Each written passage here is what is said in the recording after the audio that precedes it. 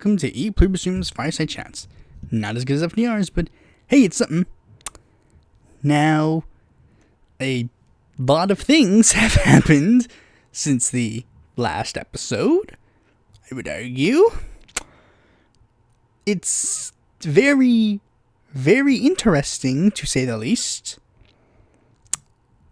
I mean, even to a degree, the things that happened over the course of this bit, will seep into the, actual main topic of the video.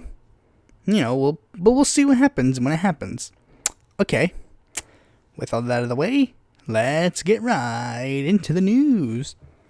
First, I think we're gonna start off with good news. I think we're gonna start off with just good news in general. So before we, we're just gonna go with good news overall. So this is gonna be slightly good news. The Georgia Senate races just happened, and Jon Ossoff and Raphael Warnock have won. They will be the senators for Georgia in the coming elections. I say great. Well, I don't say great for Ossoff. I'm not a fan of Ossoff. But, I say yes particularly because of Raphael Warnock. Raphael Warnock was overall the better of the two people who was running. And I guarantee you, if Warnock was not on the ticket, okay, I'm gonna be fair, Stacey Abrams, she did put in a lot of work to get a lot of Democrats and to raise turnout and such. So maybe they would have been fine. But I will more than likely say Warnock was probably the person that they were really dragging out to do. There are a lot of people who want to blame, who want to say, this was for particular different reasons. There are many, everybody's trying to pin this on, one reason why Warnock and Ossoff won. But really, you can't. For this race, there are just too many factors that were in play for anybody to actually, do anything bad. Nothing too big. Basically, there were a ton of factors into why these two won, and we'll go over them right now. One, Loeffler and Perdue, they're just not that good. Let's just be real. They just weren't that good. I honestly don't think they were that good. Now, you could say, well, Suzanne Collins wasn't that good. Tom Tillis wasn't that good. Yet they cruised through their Senate races. Yes, that is true. But there were also some other senators that were also just not that good, like Martha McSally, who were beaten, and the other people were beaten. That's for another reason. The second reason, there was a whole lot more bringing out for turnout. Since this was a more high-profile race, given the factors, this was the race that could decide the Senate. There was a lot more effort to get people turn out to vote. And a majority of that I'll just have to give rightful credit where credit is due. Stacey Abrams and her trying to get more people to register to vote, get more people to turn out to vote, make voting easier for people in Georgia. That was a huge factor in not only why Georgia flipped blue in the presidential race, but also why these two won. Another reason that I'm going to have to give is Raphael Warnock. Like I said, Warnock was just the more appealing of the two. And that's the thing. My biggest thing is, if you're going to, you can't just run as I'm not a Republican. You have to run on something. You have to actually run on something. And Warnock was already running on a lot of things. He's just well known. He's a black pastor who made himself well known for trying to expand Medicaid, in Georgia. Ossoff, to be fair, has also gotten himself a bit more well known in the Georgia political sphere. I'm not going to say he's the best well known individual in Georgia politics. He's done fine for himself. People know who he is. And to be fair, he didn't run on a lot of things, but he did run on something. He did try to run on, I will get you $2,000 a month. That was the thing he ran on and decided to focus on, and it did prove somewhat effective. Somewhat is actually a bit of a slight under-exaggeration, but you get my point. Assange has shown himself he was fine in that regard. In this particular issue, he was able to run well and actually, do a good job. Though, of course, I will argue he didn't run on enough, and Warnock probably carried him. My predictions was as follows. The most likely scenario I saw going into Election Day was that Warnock was going to win and Perdue was going to lose.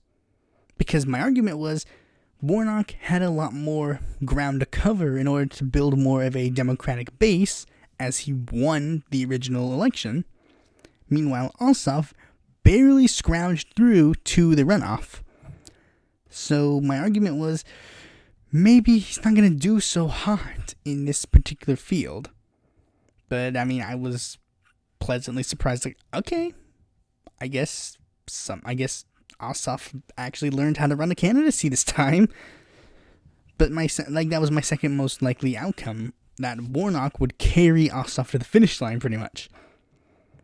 There was pretty much no scenario where I saw Assange winning and Warnock losing. Though to be fair, I guess I should have been a bit more reasonable in assuming that maybe, that's pretty much I think how most people would probably try to get people to vote in this runoff. Get people to turn out for Warnock and then basically say, by the way, there's another Senate seat in there, so might as well vote for Assange. So yeah, the Senate's blue now. Now let's see if Warnock stays on my website as an endorsement, or if I'm going to have to say, let's get Killer Mike to primary him. You know what, screw it. Since we're going to be going over some pretty bad news at the end, let's go over another piece of good news. John K. Fetterman, a person that I mentioned for the Progressive Deluge, has apparently filed paperwork to start considering a run for Pennsylvania Senator. I was incredibly excited because Fetterman is probably the best suited person to flip the seat, all things considered. For real, even people who have, the more neoliberal wing or the centrist wing of the party, yeah, he's probably the best bet for the seat. He's their lieutenant governor, and he's pretty well known. And he's made himself well known on, old people, old, de facto Democrat wing people, because, he's also active in, the hashtag resistance, wing. He's always hashtag resistance, blah, blah, blah, Trump bad. He does it for good reasons, obviously. There are legitimate good reasons to do it. Anybody who thinks otherwise is just dumb. But, he does it enough so that even, the K-Hive bubble kind of has, this, they know who John K. Fetterman is, and, they might be a bit more lenient to supporting him because he's active in this field. And I think to a degree that's kind of what a lot of, very progressive individuals do. They, super appeal to these, it's like how people say, for Joe Biden to appeal to the Democratic base, he's got to do some more left-wing things. Do the Trump, dad jokes and stuff. I'm down 100%. I said, we need to get down on this right now. John K. Fetterman, 2022. We need to get this man in the Senate now. 7-foot man in the 7-foot Senate. Okay, next story. Hundreds of Google employees unionize, culminating years in activism. The creation of the union, a rarity in Silicon Valley, follows years of increasing outspokenness by Google workers. Executives have struggled to handle the change. More than 400 Google engineers and other workers have formed a union, the group revealed on Monday, capping years of growing activism at one of the world's largest companies and presenting a rare beachhead of labor organizers staunchly anti-Silicon Valley. The union's creation is highly unusual for the tech industry, which has long resisted efforts to organize its largely white-collar workforce. It follows increasing demands of employees at Google for policy overhauls on pay, harassment and ethics, and likely to escalate tensions with top leadership. The new union, called the Alphabet Workers Union, because Google's parent company is called Alphabet, after Google's parent, it says right here, I should have just kept reading, was organized in secret for the better part of a year and elected its leadership last month.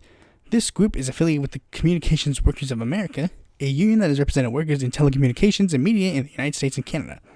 But unlike a traditional union, which demands that an employer come to the bargaining table and to agree on a contract, the Alphabet Workers Union is a so-called minority union that represents a fraction of the company's it represents a fraction of Google's actual employees, so it's a bit hard to negotiate a contract with not that many people, so it is focused more on, trying to get structure and longevity to activism at Google rather than negotiating a contract. But overall, this is a good thing. Workers should unionize 100%. Anybody who disagrees is stupid. The workers at Google should have absolutely the right to unionize, much like every other worker, and whatever best suits the Google worker should do it. They should be able to do well. And I'm 100% down for this. People were trying to get this big YouTube union going, but then, it's a little hard for YouTubers to unionize, but it's a lot less harder for individuals in an actual company structure to unionize. And this is a 100% good thing. I'm down 100%. Alphabet Union, you're on my good list. Okay, now on to some more good news. 2 articles that kind of go together. For one, a UK judge refuses US extradition to WikiLeaks founder Julian Assange. That's pretty cool. Here's the problem. He didn't do it because he likes Julian Assange, and Julian Assange isn't necessarily on the road to freedom. The reason that they didn't let him go there was because the U.S. prison system is, particularly in regards to whistleblowers and, people like Julian Assange, it's so bad. They looked at how they treated Chelsea Manning and pretty much concluded that there is no way they could send Julian Assange to the United States and have a clean conscience because he would probably kill himself. I saw a lot of people that were trying to say it's about the whole U.S. prison system, not particularly. It's about this particular instance and this particular issue, particularly the Chelsea Manning case specifically. But Mexico has actually apparently decided that they want to offer Julian Assange asylum. AMLO and his Secretary of Foreign Affairs, Marcelo Ebrard, they pretty much decided that they want to join in the, new things. They want to be part of the Julian Assange case. And that's pretty good. They want to help Julian Assange. And this is a common thing, not only for the Mexican left, but just for the worldwide left. They should, of course, support Julian Assange. Everybody should. The former Mexican leftist forebearer, Cuauhtémoc Cárdenas, was also, a signer of a list of people who were supporting Julian Assange. And this is a good thing. I 100% agree with AMLO's decision, and he should 100% be serious about this political endeavor. Right? But there's not much else at the moment to report about Julian Assange. He's still in the jail, and we don't know what happens next. Now, we're on to a slightly bad story. This is definitely the lesser of the bad stories, but apparently the Reform Party is officially dead. The Florida Reform Party has officially decided to form a coalition with the Alliance Party, Rocky de la Fuente's party, and Reform Party's over. No more Reform Party.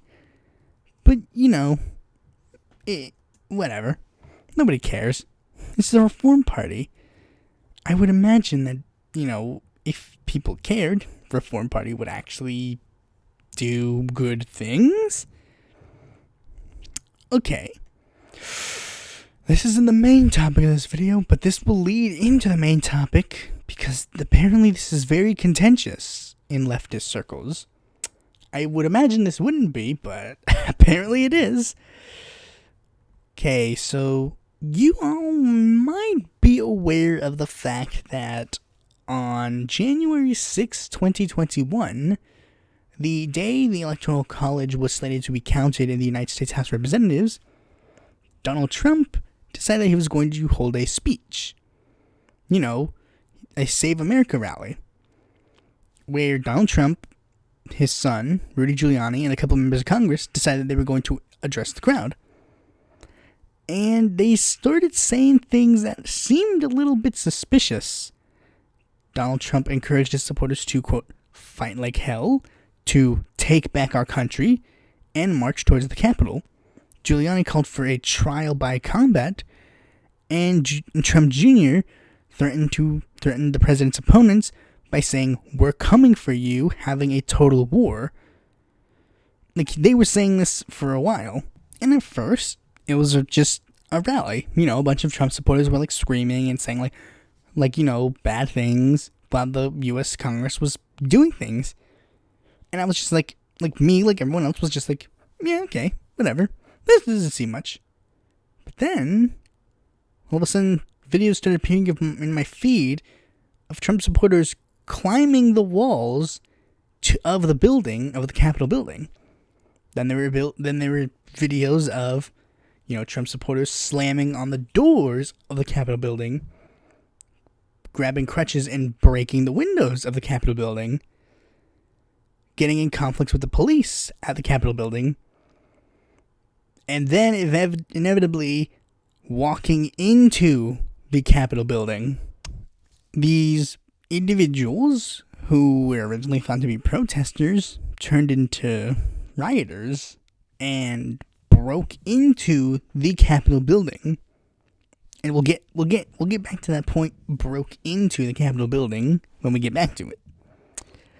But basically, these individuals started going into the Capitol building, and they made their way to the literal House and Senate chambers. They literally got to the point where, you know, they were literally saying, like, the Congress literally had to stop doing everything and, like, move people into a safe house, like, move them to offices and, like, whatever's safe, and just go, buddy, we have to literally stop right now. They are breaking into the Capitol. And then it led to 5 people dying and, like, an unknown number of rioters injured. At least 5 were hospitalized, 5 officers got injured, and 80 plus rioters were arrested. IEDs were found at not only the House of Representatives, but also at the DNC and RNC headquarters. Individuals literally broke into Nancy Pelosi's office and stole, like, her mail, her sign on her door, her pedestal. There were literally individuals who were caught on camera by journalists that also were in there carrying zip ties. The zip ties were conveniently done in a way that would indicate that they wanted to restrain people's hands, indicating that they were planning on taking hostages. Now, almost immediately, people were suspecting, like, was this planned? And people were quickly finding out, yeah, it was 100% planned. Because, you know, turns out there were people who were wearing merchandise of the event. Like, literally saying Civil War, January 6th. Turns out there was a website called Parler, which many people had been using as, like, a right-wing, you know, alternative to Twitter. You know, like Gab, but not as white supremacist, I guess. And, you know, people, like, they were actually finding out that people were planning this on the event. Like, they were planning this. It's basically a second Gab, except Gab was already turned into a huge white supremacist hodgepodge. And then parlor, it turns out, turned into a second one. Surprisingly, Tim Canova has a parlor. I say surprisingly in air quotes. Speaking of Tim Canova, there were a lot of conspiracy theories about this particular topic. So much so that it's even getting to the point where it's getting ridiculous. It's 100% ridiculous at this point. There are people who literally are claiming that the individuals who broke into the Capitol building were not people on the far right. They were Antifa. Really? You really think that? You honestly think that? There were people who were wearing shirts that were literally saying 6 million wasn't enough. And yet you're claiming that, there were actually far righties. No, literally, this is literally getting to the point where it's getting ridiculous. They're eating their own. The left knows how to eat their own too, but the right wing knows how to eat their own as well, because it turns out there's one of the individuals who died. It's a well-known case, a woman who was trying to break into the Capitol building and a cop shot her in the neck. And then now people are literally saying that she was a Antifa bot and that she was a fake and fraud and she deserved to die. It's buddy, why? And everybody is taking incredibly drastic measures on that thing. What happened? Everything is... things still haven't even been 100% confirmed. But there is one thing that is also being confirmed. It was a suspicion on the day of, but I didn't really think about it until, I started seeing actual video evidence that actually proved the case. Police officers seem to also be a bit more hesitant. Even the day of the, attack, there was an individual who was, I'm not even, attack is a bit of a strong word, but a person who was, being, a journalist who was being part of, a congressional staff, I think, he was being taken away, and, the Washington security guards literally said, they don't want to defund the police now, and it's and there's been a lot of theories on why, the response seemed a bit more lackluster.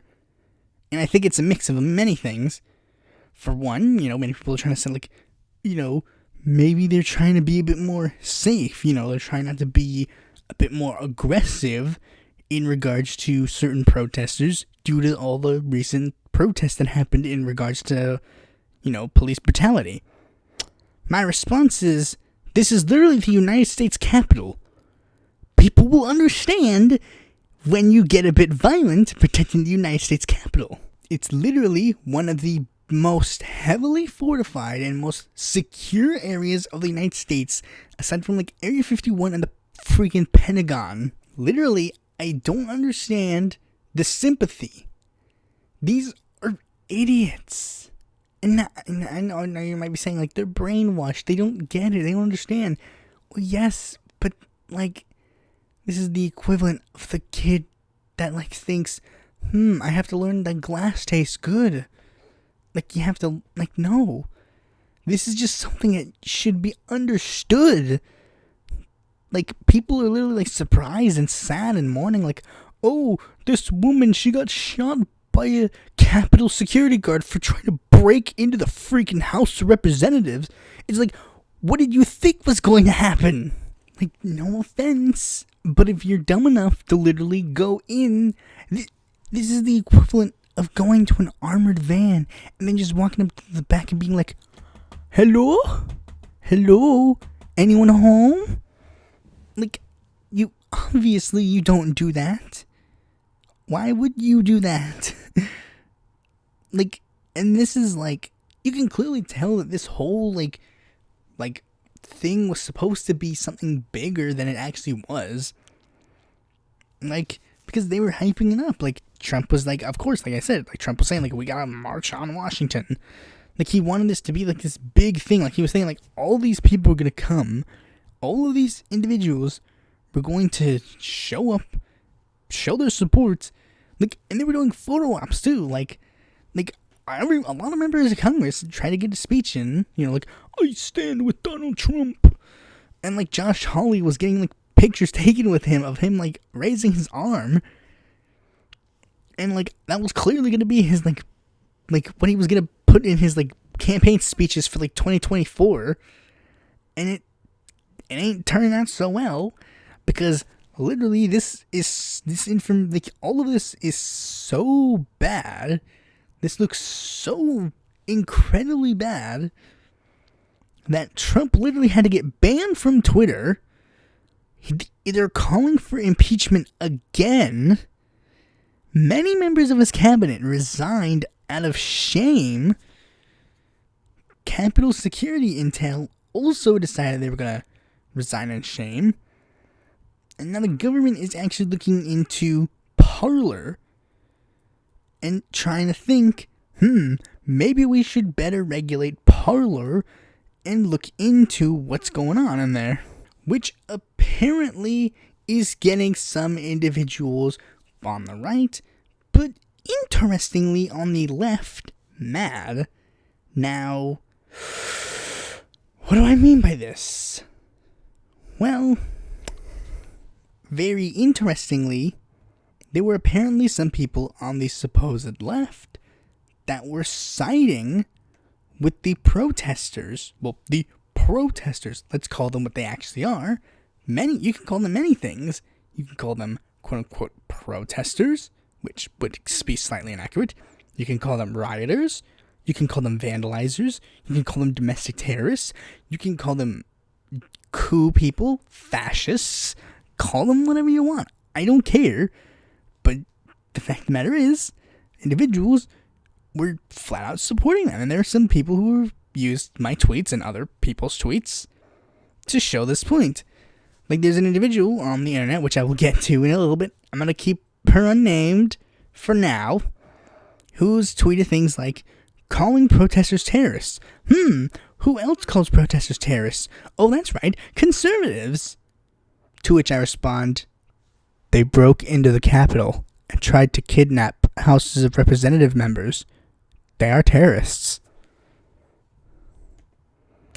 I'm seeing a lot of leftists sound just like conservatives. People have the right to protest governments. To which I respond, yes, but they also don't have a right to kidnap House of Representatives members, which they did try to do. Then they're saying, I support protests against our government. They have been harming us and the rest of the world for decades. If you are against protests, then you are against one of the very few rights we are supposed to have. I again have to respond with, I'm not against protests, but I'm against people breaking into the United States Capitol and trying to kidnap House of Representatives members. And here's another one. MAGAs are overthrowing the Capitol and resistors are tweeting, MAGA is canceled. What a day in the United States of America. I am actually rooting for the Capitol to be overthrown right now. You're literally saying that you side with people who want to kidnap members of the House of Representatives and try to, I don't know, think about it. If you're kidnapping members of the House of Representatives, what do you think they're going to do next? What do you do with people who you take hostage? You can do a lot of things to people with hostages, but given the fact that these individuals are also the same people who believe that the United States government somehow is controlled by lizard people or Jews, or a secret cabal of people, they probably would have killed them. I 100% believe that if they literally kidnapped a member of the House of Representatives, there's an alternate reality where they managed to kidnap one member of the House of Representatives or one member of the Senate and literally killed them on live TV. But we gotta support them. They also retweeted an individual who said, if only the left had stormed the Capitol for Medicare for all, a $2,000 stimulus, and a UBI, a Green New Deal, election reform, Assange, and against imperialism in a peaceful yet stern way, instead of the right are using it and making a mockery out of revolution, so many on the left push. Buddy, they didn't storm the Capitol for good intentioned reasons. They did it to kidnap members of the House of Representatives. I don't understand. This should be simple. People who try to break into the United States House of Representatives and kidnap them are bad. This should be bad. correct? Like, I'm not the crazy one here.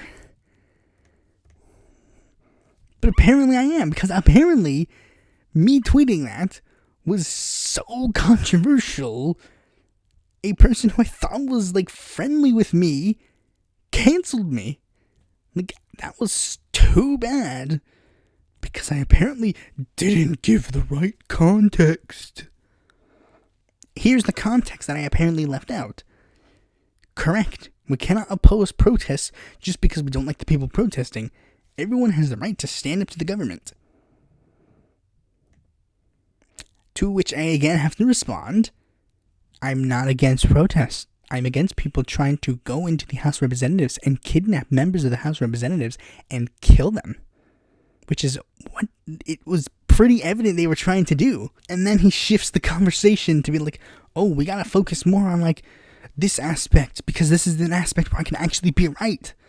When I'm like, buddy, that's not part of the conversation. My conversation was calling out this person for speaking positively about these literal, like, domestic terrorists, pretty much. There's literally nothing else you can call them. They're domestic terrorists. And for some reason, he was just on board. Like, yeah, what's the problem? What's the problem, bro? I don't see what the issue is.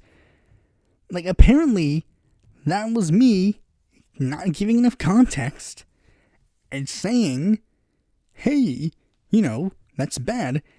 And he's apparently went so far as to call me a Democratic Party first troll.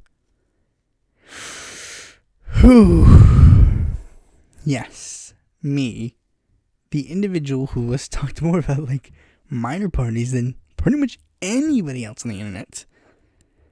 I mean, granted, the only people who probably talked about it more are, like, Independent Political Report. That's it. They're the only people who've talked about it more than I have. And yet somehow I am a Democratic Party first troll. That's a laugh. That's a 100% laugh, bro. For real. For real, man. This is like, what? You're kidding me. You're for real kidding me. There's no way you can believe this. And now they're also trying to shift the conversation again to be about media censorship, which again, I didn't say I was in favor of media censorship. But of course, they're bringing up this because, the government is talking about Parler and are actually thinking of banning Parler because Parler's, well-known intentions in doing this. They neglect to mention that Parler was founded by right-wingers for a right-wing audience to go to. Like, well-known conservatives are known for funding and making Parler because of the perceived left-wing bias on Twitter. That's the whole reason they exist. But they're saying you can't censor these individuals on any social media site because it's bad. Now, of course, I do agree that to an extent that there is a line, but you have to also acknowledge that there are parts on the line that go a bit too far. Like, I don't know, going into the United States Capitol and trying to kidnap members of the House of Representatives. I would argue maybe that's a bit too far in regards to, being able to post freely on the internet. Much in the same way, I would argue pedos should 100% not have the internet in their grasp, and also individuals who plan on committing a mass genocide should also not have the internet in their free grasps. There is a degree where you have to pull the plug. There are individuals who are saying, like, oh, Donald Trump being banned on Twitter is a bad thing. Buddy, he's inciting violence.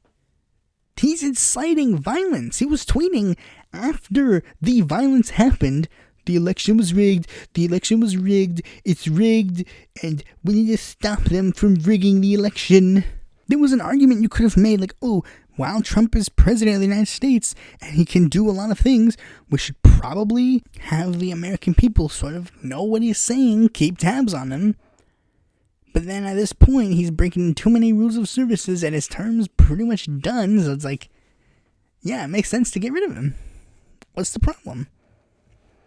Now, of course, they're making the argument like, oh, but like, what if you go a step too far? And it's like, yes, and we'll cross that bridge We will argue about wrongful terminations, but he is not doing it. This isn't a wrongful termination. He's inciting violence on his platform. Ban. Bye-bye. There's nothing else to say. Like, really, there is nothing else to say. Except there are some people who say, terms of service are inherently bad. Buddy, the terms of service are the same reason that, there's higher regulations on why you don't see, ISIS Twitter accounts popping up every so often. Because, they want to not incite violence and not incite, pedos or anything like that. So, there's rules. And yes, there are rules. It's the same thing with free speech. Everybody always mentions, the free speech thing. And yes, I am a free speech, I like free speech. But everybody has to admit, everybody keeps forgetting there is a limit. Everybody, this is an adage that I really like. The right for you to swing your arms ends where my nose begins. You can say anything you want, all the do-da-day. But when you start inciting violence or inciting, hate to another Twitter user, or, that isn't, a person who, eclipses you with, 1 million followers. Look at me, there is limits. There are rules. There are limits. Of course, I wouldn't argue, communists should be banned from Twitter. That would be stupid. But if there's a particular communist group that is planning on committing a domestic terror incident, then 100% ban them. Yes, ban. There are and should be rules to this stuff. And it is fair to have these rules in place in order to prevent things from going too awry. But that information I was giving of, the left-wing person who was, being sympathetic to these, individuals leads me into my main topic. And this is where I finally am going to give them a label. Because, we've kind of had, this weird sort of group of individuals on the supposed left that haven't really been a bit weird, as we can say. It's a group of people that have been hard to label because they're so all over the place in the ideological sphere. You can't even really call them leftists. They are called, I've officially dubbed them the new dumb left. And I put the left in quotation marks. The new dumb left. They are an interesting group of individuals that, if you're on left Twitter, you may frequently see a lot of these people. There are a whole lot more, but I've only tried to find the biggest contenders. Again, it is hard to put them in a particular field, and we'll get to that in a bit. But who are these people? Why am I putting them all under the label of the new dumb left? Well, these are individuals who are supposedly from left-wing Twitter that don't necessarily act like it. For starters, these are people who, well, for lack of a better term, aren't really that left, all things considered. Let me give an example. They will one of the biggest things that many of these people have in common is that they bolstered Tulsi Gabbard's candidacy in the 2020 election. And not only that, many of them are still avid Tulsi fans. They're usually individuals who are so disinterested in the, trying to be anti-establishment. They frequently use a lot of labels. They'll call themselves, libertarian left. They'll call themselves anti-imperialists. They'll call themselves the real left. They'll call themselves, they're super anti-establishment. They'll call themselves a lot of things. Things that really, you would say good at first. But then you do more digging at, like, how they actually, like, go about espousing any of the things they say. And it turns out they don't really do that in a good way. What they call, like, anti-imperialist is really, like, again, a lot of these people just come from the Tulsi. A lot of them are huge Tulsi supporters. I've in fact talked about a couple of these people already because, they're just well-known individuals. Like, I keep bringing up Tulsi because Tulsi is the figure that sort of unites them. They frequently bolstered Tulsi during the 2016 election for 2020 election for her arguably better stances against Bernie. In fact, even though, when you looked more into it, you found out, no, like, they always mention Tulsi as, like, a positive thing. Like, oh, Tulsi's better on foreign interventions than Bernie. And it's like, not really. They kind of have, like, at most they have the same, at most they're around the same, really. Nothing really stands out from Tulsi as, like, particularly better than Bernie in regards to a foreign intervention. Bernie votes for something on Israel, Tulsi votes for something on Israel, they'll do mostly the same things, really.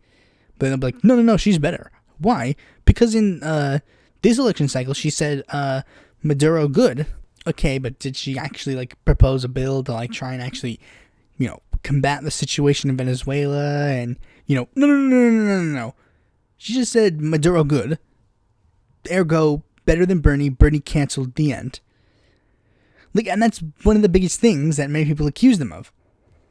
They always seem, like, another thing that unites them is that they always seem to focus more on the actual lefties and trying to diminish them, like, full through and through, while bolstering people who are to the right of, that leftist individual, but still trying to claim, like, oh, we're part of the left. This is all for the left.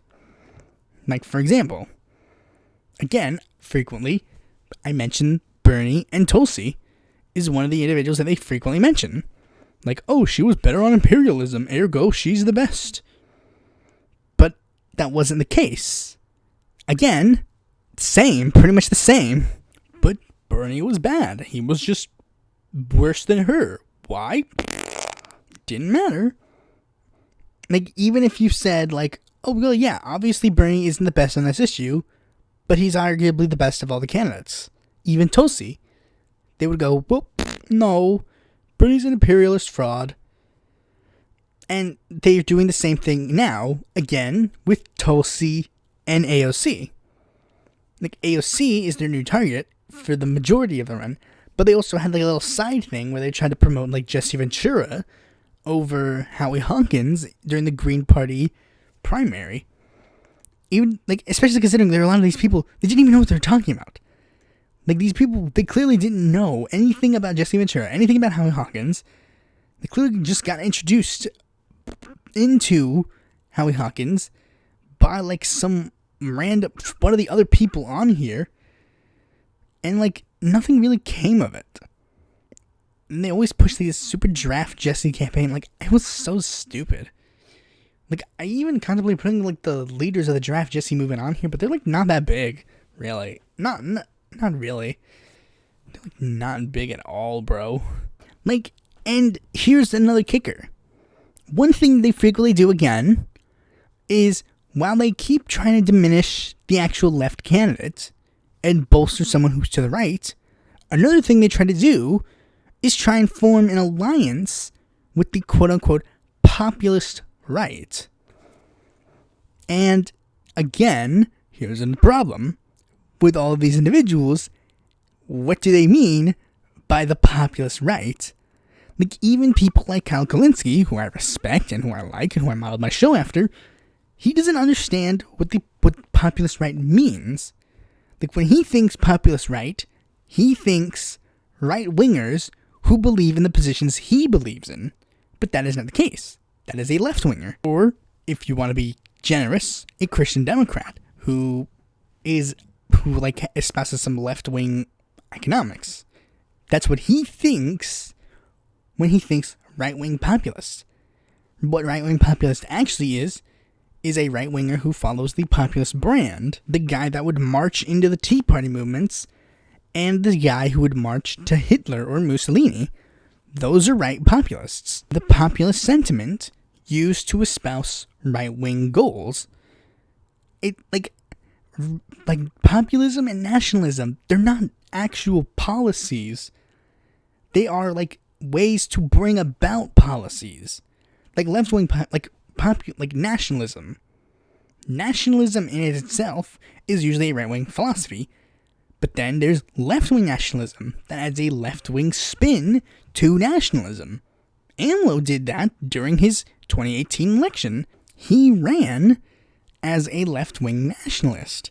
Hearkening back to when Mexico was under, leftist leaders. When they had, the super nationalized oil industry. He was hearkening to that national pride to bring about his change. He was hearkening back to the left-wing leaders. I'm a Cardenas guy. I'm a Juarez guy. Using national pride to his left-wing advantage. That is what he was doing. That is left-wing nationalism. Populism is the exact same way. You use populist sentiment to enact specific policy goals. If you are a right-wing populist, you are using populism and fighting for the people to get your goals. You are not a right-winger who believes in universal health care. That is not what a right-wing populist is. However, there is a gross misunderstanding about that, and that is what these individuals want you to think. As many of these individuals keep trying to push for some sort of left-wing populist, right-wing populist alliance. In fact, one of the people literally went so far as to tweet a tweet that was just incredibly cringy. He literally stated, I don't know their gender, but they literally stated, if the right-wing populists and the left-wing populists join together, then pretty much the establishment and the oligarchy would be done. If you don't understand how cringy that sounds, let me put it in a couple other perspectives so that you can understand. If only Lula and Jair Bolsonaro were able to work together, then the Brazilian oligarchy would be over. If only the American Constitution Party and the Green Party could work together, then the American oligarchy would be over. If only Donald Trump and Bernie Sanders worked together, then the American oligarchy would be over. If only Nick Fuentes and TYT worked together, then the American oligarchy would be over. That is what the tweet is saying. And here's the thing, there are some individuals, not big names in the thing, none of the names that I will be listing in the future, but they literally, when it was brought to their attention, right-wing populist pretty much just means fascist, they were literally okay, I know we may disagree on some things, but maybe we should... No, what do you mean? What are you talking about? What are you talking about? That's a frequent thing that these guys try to do. One of them even tried to get Jesse Ventura to run as a candidate of the Libertarian and Green parties because of the supposed crossover appeal that these two groups would have over Jesse, because there was so much between the two groups that Jesse had. For example, Jesse was fiscally conservative and socially liberal, just like the Libertarians, and for the Greens, he lied and said he voted Jill Stein. Anyways, these individuals, they spend more time, crapping on the left than they do actually, trying to build the left, make it better. Rather than giving valid critiques of any of the individuals that they supposedly are on the same side of, they immediately will cancel them. Bernie is a sellout. AOC is a sellout. They're the same people who would put hashtag fraud squad. One of them started hashtag fraud squad. And this is just, it's clear. These individuals, they don't care about actually building the left or making the left more viable or anything like that. They're really just in it for their own ego. They're really in it for their own pride and blah, blah, blah. Now, why did I choose to call them the dumb, quote-unquote left? Well, very simple. Because that name already exists. There's a list that was made around, like, I don't know, the beginning of 2019? Late 2018, early 2019. They were, like, the individuals who were, like, here's what the original Dumb Dumb Left thingy was. Useful idiots or sheepdoggers for the alt-right. Mostly privileged white men, fooled by crypto-fascist Tulsi, outclassed in every way by Cedar, Dixon, Kasparian. And it includes some familiar faces, Jimmy Dore, Nico House, Tim Canova, Grumpy Bertie Sanders, Michael Tracy, Glenn Greenwald, H.A. Goodman, and Niall Elkim, a friend of the show. Although it turns out Niall Elkim was just a misunderstood puppy. When he hears this, that's gonna be a bit controversial, but it's a sum up, boy. It's okay. I was a confused puppy too. I didn't know. I thought Jimmy Dore was lit. Not so lit no more. Okay, so basically I revamped the list, because ever since the last list, some new faces propped up. Some new faces, they kind of, they either showed up or, some faces stopped being prominent. Niall kind of, he stepped away from, the Tulse crowd and, thought a bit more objectively, and also apparently is being mind controlled and brainwashed by 220-year-olds apparently, because apparently agreeing with individuals means that somehow I control his ideology or whatever. It's really dumb. But I keep mentioning this person. You all probably know who it is if you're watching this video. You probably know who I'm talking about. But this individual didn't make it on the list because I think it was like, I'd be a bit too petty. I'm not that petty. I'm trying to put individuals who are probably a bit more prominent. Oh, damn, son. Individuals who kind of have a bit more sway in regards to this field. I may include him at one point. I may make a Dumb Dumb Left Part 2.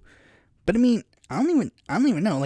A second reason I didn't put him on the list was because I wanted prominent people, and also because I felt like it was a bit too petty. Oh wow. But anyways, now let's move on to the actual My Dumb Dumb Left. Now first, we're gonna have to change that blurb.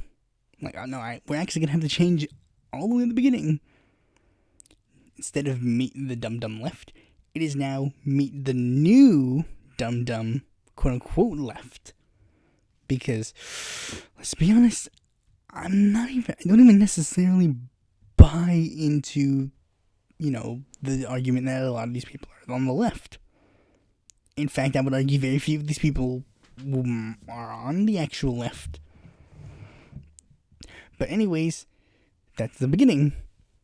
Now, I changed the blurb because, it speaks positively of, Ben Dixon, and Kasparian, and someone else, Sam Cedar, and I'm not a fan of them. And I don't want to, alienate people who are not fans of them. So I basically came up with this new blurb, and I hope you like it. Individuals who would rather spend their time hindering the left rather than building it up, usually making the claim that they are the real left while propping up fascists, usually can be found with these emojis. And I listed 6 emojis that are usually put on individuals who are in this sort of field. The Yang hat, a dove, which has been coined by Grumpy Bertie Sanders to represent the anti-imperialist left, a clover, which has been used as a sort of way to other the issue of Julian Assange into its own little political clique.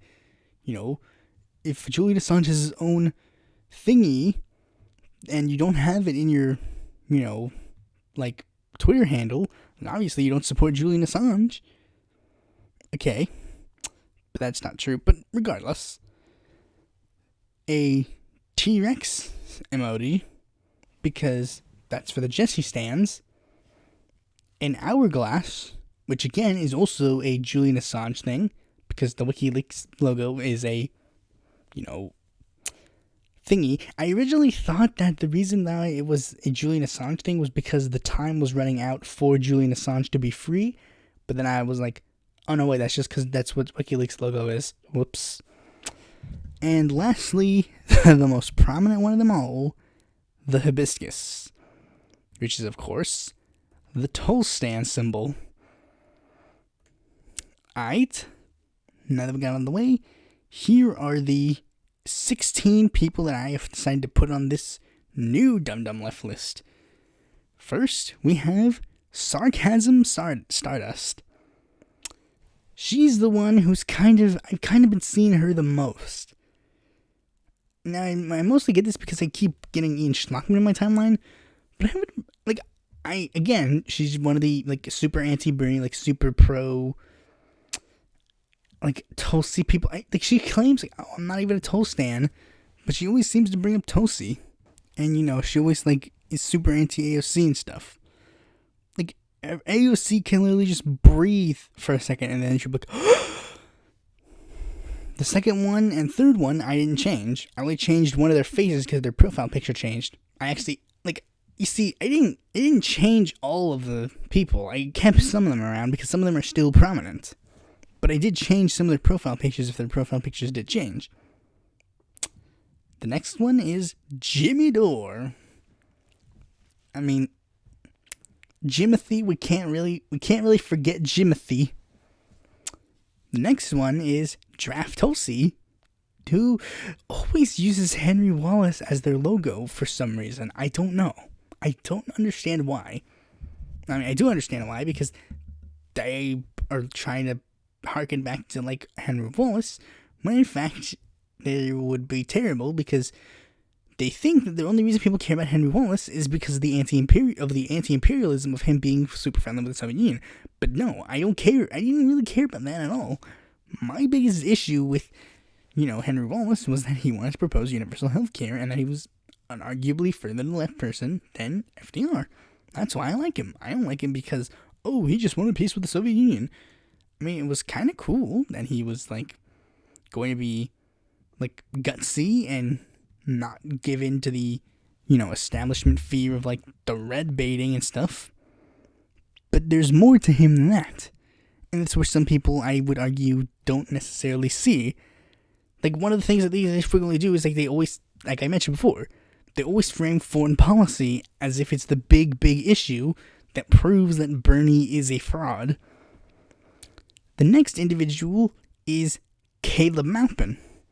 Now, Caleb Maupin is a bit different than the rest of these guys, and I think he might get an own video in and of itself. He's one I haven't talked about, but I guarantee you I probably will, because, let's be honest, you want me to tell you, he ain't gonna be using any of the symbols, any of the emojis that I listed. The emoji he's gonna be using is a hammer and sickle, because he's a communist. And, I mean, even so far, he's a tanky. And not even just a tanky. Many people argue he's a Nazbol. And I think we'll have to argue that in his own separate video. Now, the next three people I've already covered in their own separate videos, so you can watch them individually. But I'll just briefly mention them. Grumpy Bernie Sanders. He stays on the list, and I didn't even have to do anything to change him. I mentioned him before. He was the one who talked about, pro, the populist left and the populist right. Blah, blah, blah. Stupid. The next person is Richard Medhurst. Richard Medhurst just popped out of nowhere, and everybody started saying he's super cool, super amazing, and blah, blah, blah. And he keeps doing, I made his own video. He has his own video. Go watch for himself. The next person is Nico House. He again has his own video, but I might actually make a second one. I don't even think I will. I want to give Nico more attention than he already has. But I will say, Nico, he's gotten worse. Now he's gotten to the point where he's, full on, he's teaming up with, literal, far-right people, and it's just saying, yeah, let's team up with them. He's teaming up with Tim Canova, who was in the original Dum Dum Left list, but didn't make the cut this time, because who cares about Tim Canova? Really? Who cares? The next person on the list is Fiorella Isabel. She works for Nico House and has also frequently made a name for herself in this sort of like anti-AOC, quote-unquote, left sphere. She also expressed solidarity with the protesters. But, again, doesn't necessarily seem that cool. Okay, next person is the Marie Fonseca. I think, yeah, that's her name. She was the individual. Oh boy. She was the individual that I apparently took out of context, even though I didn't. It's not like I tweeted a thread, like the third tweet in a thread, and then, just post that as if it were its own thing. I posted the top of a thing. It wasn't even like a thread. It wasn't even like I took the first tweet of a 10-part thread that she was making. That would be lame. I didn't do that. I took a tweet that she made on her own, of her own, called her out on it, and then I got shit on for calling her out on this, and then when I brought up, hey, there's no extra context needed. I don't have look, what context am I missing? And then I got hate on. That was so controversial, apparently. It literally drove a web show apart. I'm so important. I can literally tear web shows apart. That's so... I don't know if that's a good power or a bad power. The next person is Graz, at JV Graz. I don't remember his name, and I frankly don't remember much about him. All I know is that he's sort of in this force the vote type thing. And, he was one of the people who, he did a really weird thing where he tweeted at AOC, while she was being taken, while she was, in the possible, where she could possibly literally get killed. And they literally were like, hey, buddy, nobody says fuck, okay? Don't say fuck to AOC. It's dude oh my gosh, why? Why would you say that? I know why he said it, because, it's cringy and it's funny, haha. And it's why? Well, again, I know why. It's to get fame and power and, possibly money. I don't know. But we'll have to live with it if we live with it. The next person is Shauna Burley. Now, I originally didn't really know much about her. She was one of the few other people on the list that I didn't really know much about. And I frankly didn't really think, okay, maybe I'll remove her from the list and put someone else in there. But I decided I would scan their feed, make sure, hey, you think let's see if she's proven that things may be, let's see if she's good. Okay. Here's a tweet that they posted, the 8th.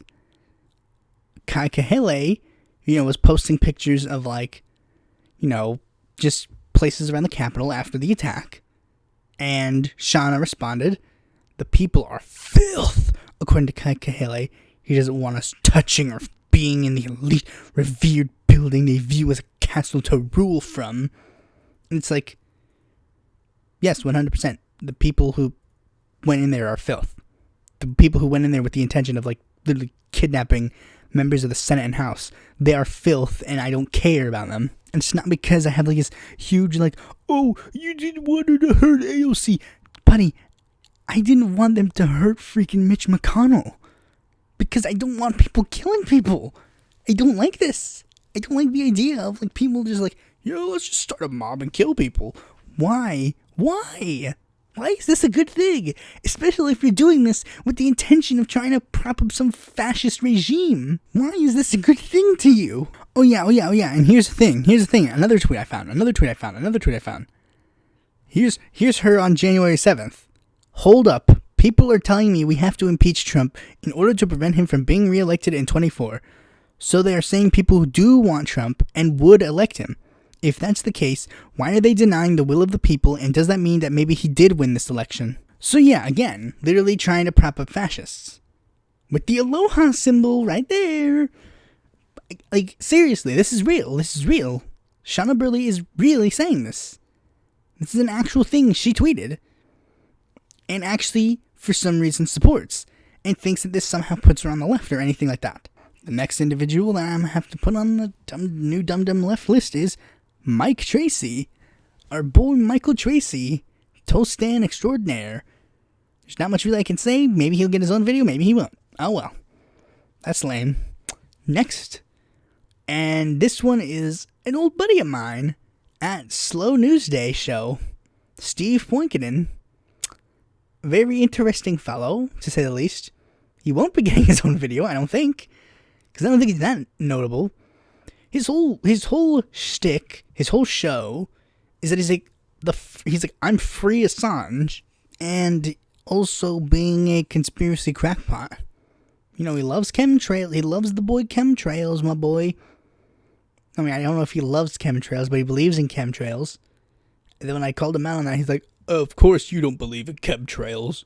And it's like, yes, because I have a brain.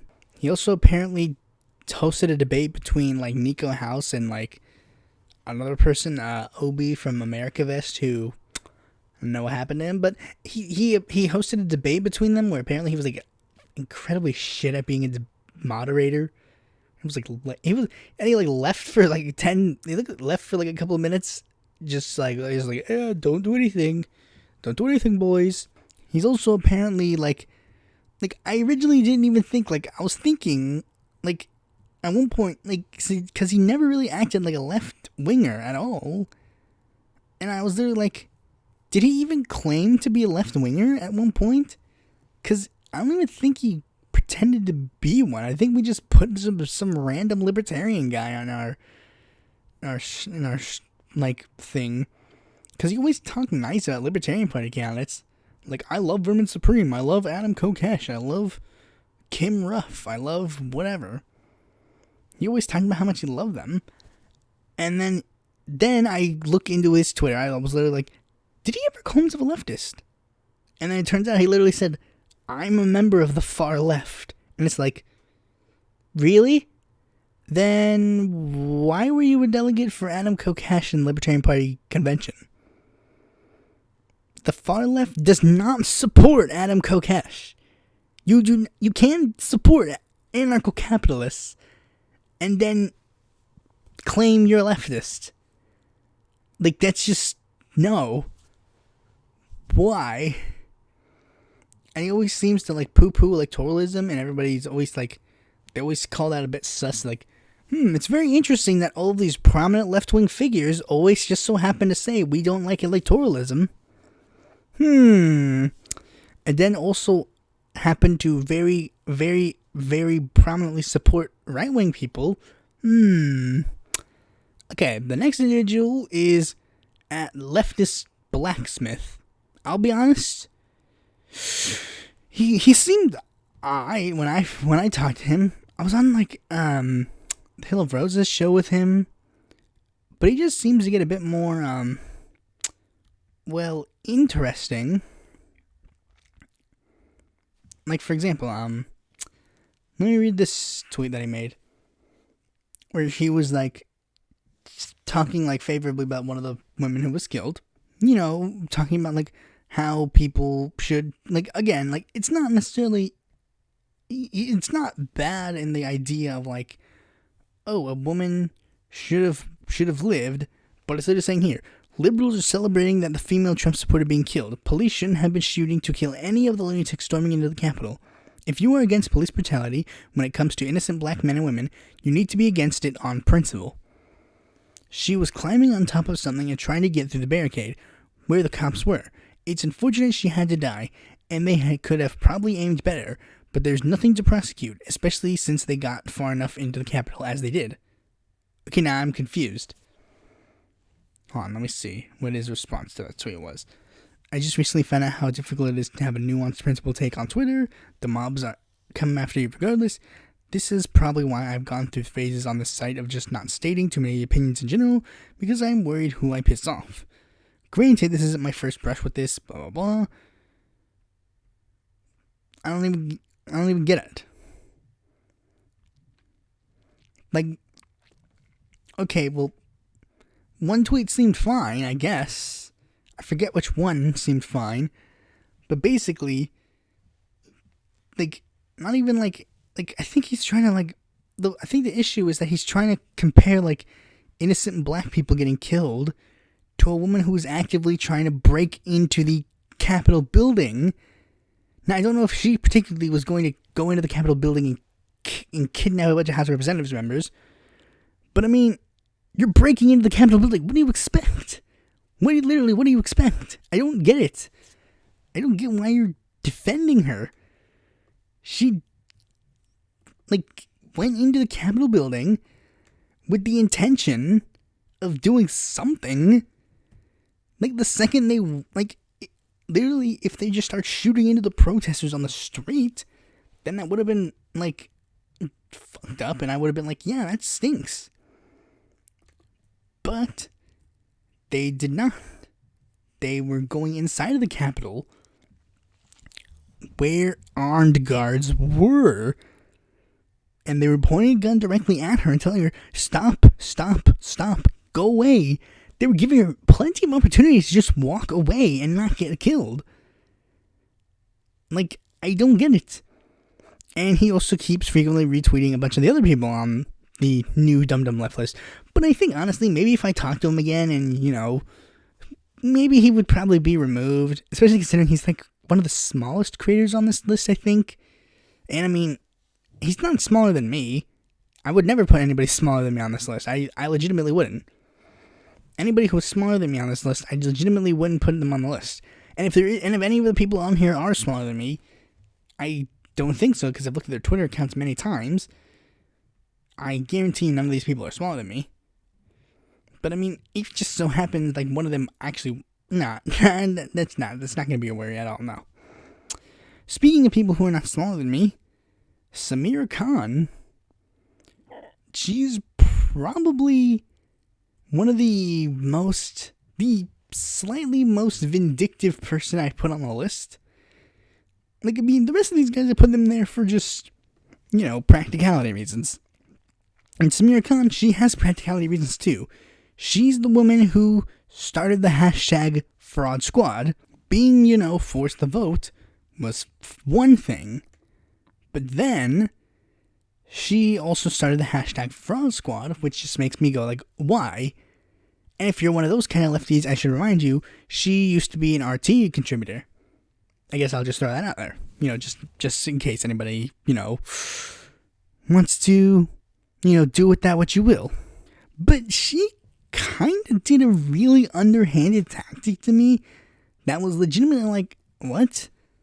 And then she finally did respond at one point. Okay, so here's what happened. She posted a tweet, she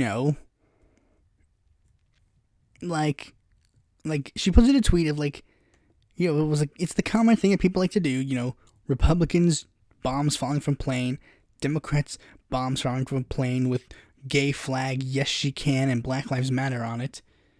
And then Justice Democrats, the same thing except a rose, AOC, Cenk Uyghur hearts, TYT, and Democrat logo on plane. Individual who is, I'll just say it's Chris Richards, the eclectic radical.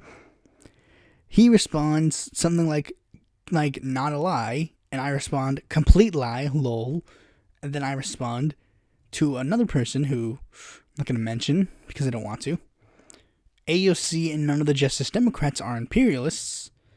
To which Samira Khan could do lots of things here.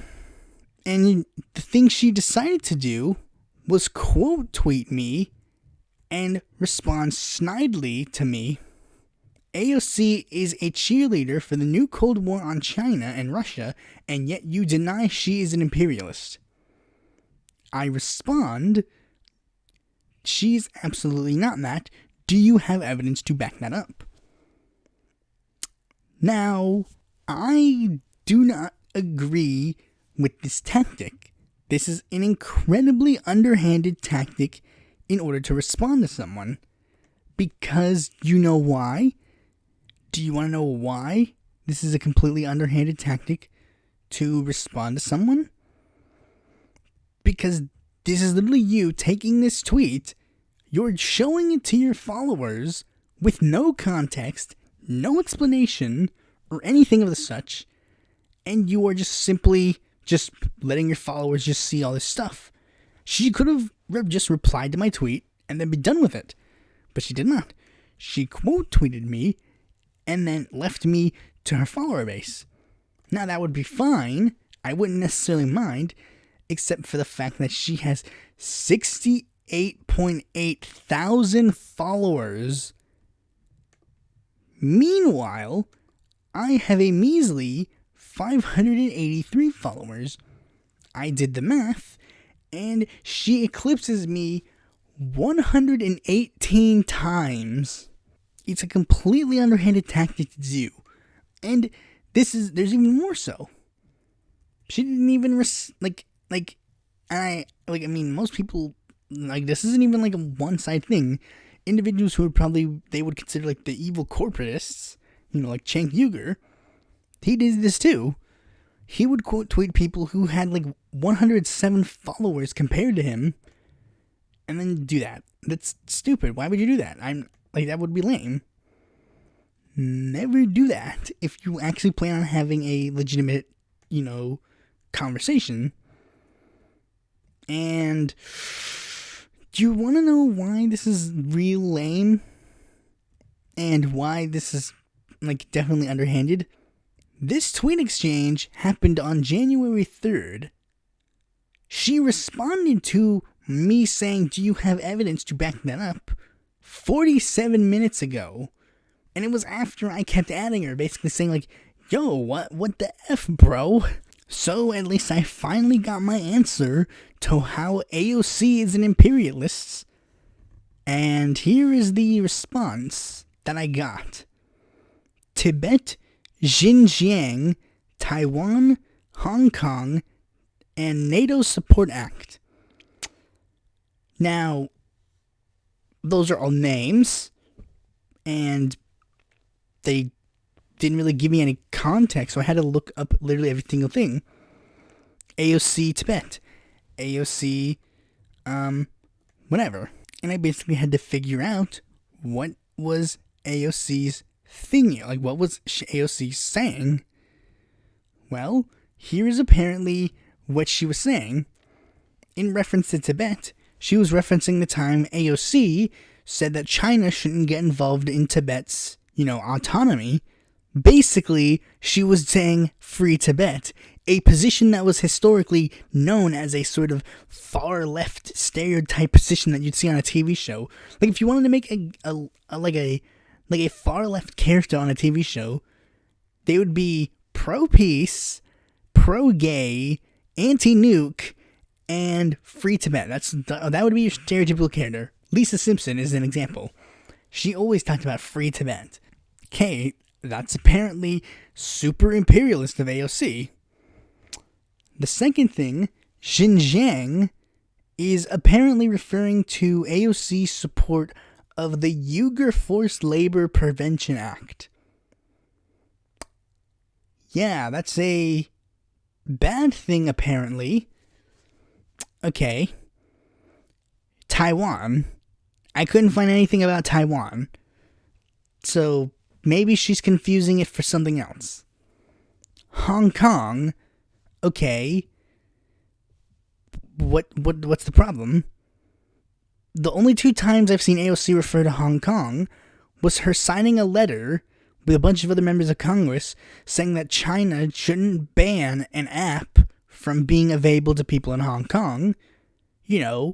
A thing that these people are supportive of, correct? I thought they were against censorship. Were they not?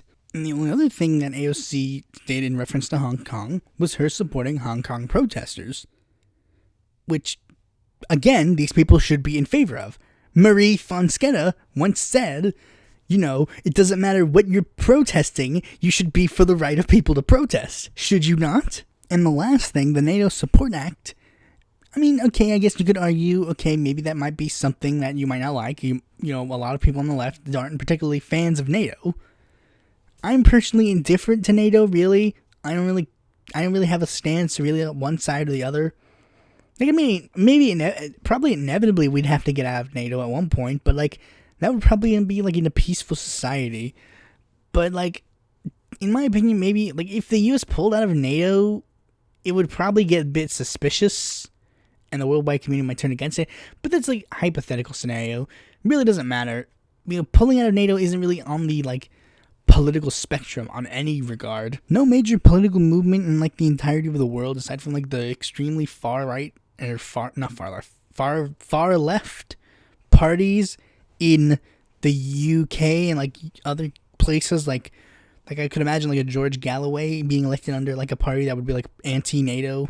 Basically, the only thing that this NATO Act entails is staying in NATO. That's it. It doesn't say, like, we increase funding tenfold for, NATO getting involved in counterterrorism. It literally just says, we stay in NATO, and we stay in NATO. That's all it is. And no Democrat voted against it, so there's really no standard to put it on. The only people who voted against it are Republicans who are like the isolationist Republicans, like Thomas Massey. So again, there really isn't anything there for, like, set a high standard. And I guess I'm gonna have to go to the last person. There's not much I could say about Samira. It's 2:45 a.m. right now. I should be asleep. But oh well, I'll do the last one and then I'll finally be able to go to sleep. Primo Nutmeg. Primo.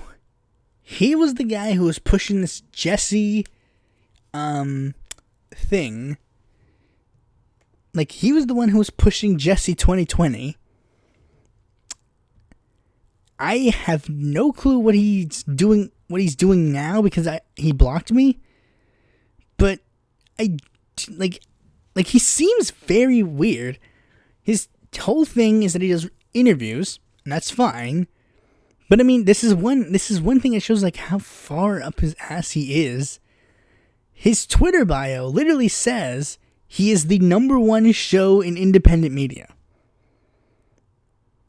No, you're not.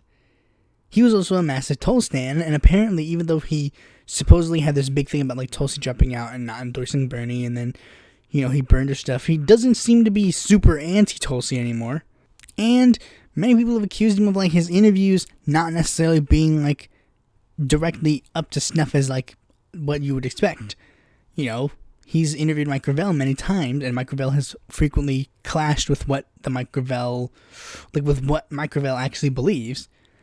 Like, when they said Mike Gravel endorsed Howie Hawkins, he would also say, like, Mike Gravel would go on his show and say, no, I do not endorse Howie Hawkins.